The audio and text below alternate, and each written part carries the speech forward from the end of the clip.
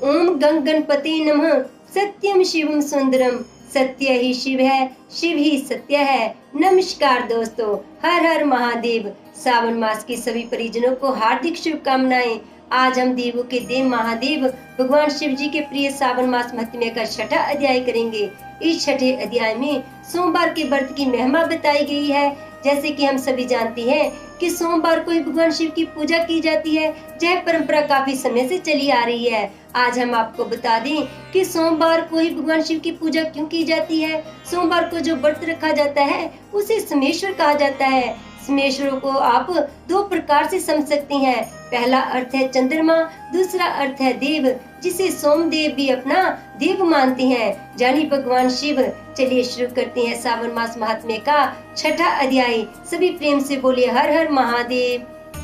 संत कुमार ने भगवान शिव से कहा, हे महादेव, मैंने सब सुखों को देने वाले महात्म्य को सुना। अब मेरी इच्छा सावन महीने के सोमवार व्रत की कथा सुनने की हो रही है। कृपा मेरी जिज्ञासा शांत करें। भगवान शंकर ने ब्रह्मपुत्र सनत कुमार से कहा, हे सनत कुमार, सूर्य मेरी आंख है, उसका महात्म्य भी श्रेष्ठ है। क्या मैं पार्वती सहित मेरे नाम वाले उस सोमवार के महात्म्य को कहना ही क्या?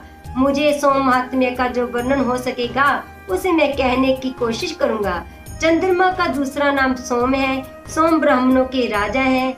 यज्ञ का साधन भी सोम है। अब तुम ध्यान पूर्वक इन नामों के कारणों को सुनो। सोमवार मेरा स्वरूप है, अंत से सोम कहा गया है। यह समस्त व्रतों का राजा है। इसका व्रत करने से सभी मनोकामनाएं पूर्ण होती हैं। भगवान शिव कहते हैं, सोमवार मेरा ही स्वरूप है। 12 महीनों में आने वाले सोमवारों को व्रत अवश्य ही करना चाहिए। अगर आप ऐसा नहीं कर सकते तो सावन के सोमवारों को व्रत अवश्य ही करना चाहिए। ऐसा करने से साल भर के सोमवारों के व्रत का फल प्राप्त हो जाता है। सबसे पहले सावन मास के सब सोमवारों का व्रत करने का संकल्प करके प्रति सोमवार की शाम को भगवान सदाशिव महादेव का अर्चन करना चाहिए। षोडशोपचार से पूजन करना चाहिए और एकाग्र मन से कथा सुने। मैं तुम्हें सोमवार के व्रत की विधि बताता हूँ, ध्यान पूर्वक सुने। सावन मास के पहले सोमवार के दिन अच्छी तरह से स्नान कर पवित्र होकर श्वेत वस्त्र धारण कर काम, क्रोध, अहंकार, द्वेष, चुगली आदि को त्याग देना चाहिए। मालती, मल्लिका आदि के सफेद पुष्पों तथा अन्य पुष्पों से पूजा अर्चना करनी चाहिए। इस प्रकार मूल मंत्र ओम नमः शिवाय या त्र्यंबकम मंत्र से पूजा करनी चाहिए। हाथ जोड़कर भोलेनाथ का ध्यान करना चाहिए। जो इस व्रत को करता है उसके पुण्य फल को सुनिए। सोमवार के दिन जो भक्त पार्वती सहित मेरी पूजा अर्चना करते हैं वे पुनर्वृत्ति से रहित अक्षय लोक को प्राप्त कर लेते हैं। इस महीने के नक्त व्रत के पुण्य की महिमा को तुम संक्षिप्त में सुनो। देव तथा दानवों से 7 जन्म के अवैध पाप नक्त भोजन से नष्ट हो जाते हैं। इस उत्तम व्रत को उपवास रखना चाहिए। इस व्रत के करने से पुत्र और धन दोनों की प्राप्ति होती है। वह व्यक्ति इस लोक के सभी भोगों को भोग कर उत्तम विमान द्वारा शिव लोक को जाता है और वहाँ सबका पूजनीय बन जाता है। इस संसार में चित्त चंचल है, धन चंचल है और जीवन चंचल है।